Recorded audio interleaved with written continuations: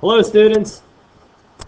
Hello, classroom. Welcome to Mr. Margaret and Mr. Walter's first attempt at a flipped classroom. Mr. Walter, tell us, what's a flipped classroom? Well, the goal here is that we are going to teach you the content at home, that you can learn this at your own pace, and then hopefully tomorrow you will come in prepared, knowing the content, and we can just jump right into some activities. Alrighty, you guys should have out your Introduction to Imperialism and Nationalism Cornell note packet.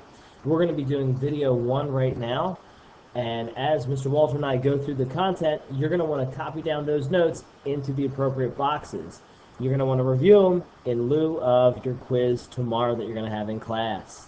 And please feel free to pause the video at any time to make sure you get the notes down. And if you want to watch it multiple times, that's, well, okay.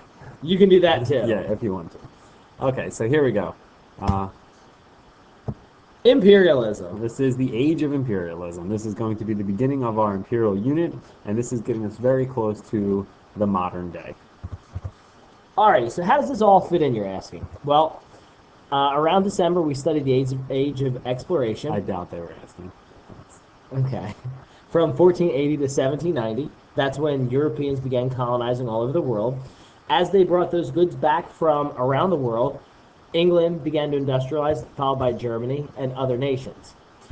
However, European nations began to emerge in the feeling of nationalism, which is pride in your country, and they also began to take over the way of life of a country, which is called imperialism, which Mr. Walter is going to talk about.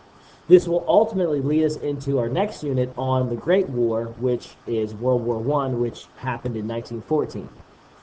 All right, so here we go. The definition that you're really going to want to get down is this. This is the first one, nationalism. Exactly what that is. It's when you have this intense pride, loyalty, and patriotism to your country. And I would equate this to not so much your everyday stand up for the flag salute, Pledge of Allegiance, but this is more similar to how you might root for a team during a playoffs, where you just, really are embracing the country and everything about it. Now, imperialism. Imperialism, very important definition. Imperialism is the domination by one country over the political, economic, and cultural life of another country or region. Now, it's important. The key word here is cultural life. Think back to your culture components. When one country is dominating someone else's culture, that includes politics, government, society, and religion. So basically, the Europeans are going to come in and completely dominate other areas of life of the imperial powers. Mr. Walter, what countries will be doing the imperialization? Okay, well, I'm glad you asked that, Mr. Margaret.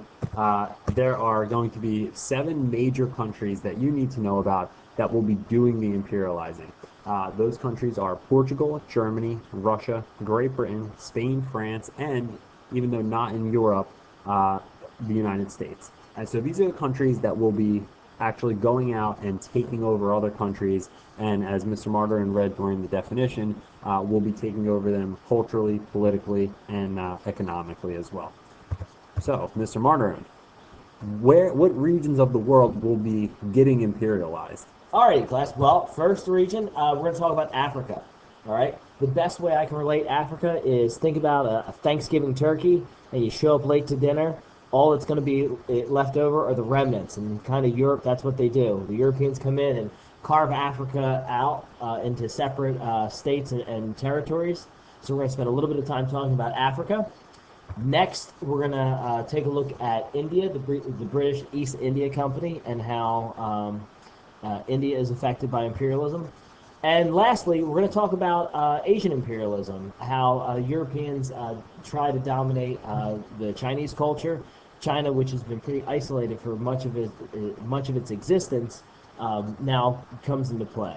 So, students, this should be the end of video 1 for you guys. At this point, you should have been able to fill out everything in the first part of your handout. And if you didn't, you might want to go back and look at something in particular to make sure you get that information. Hopefully this was a success for you. Alrighty. Great job, guys.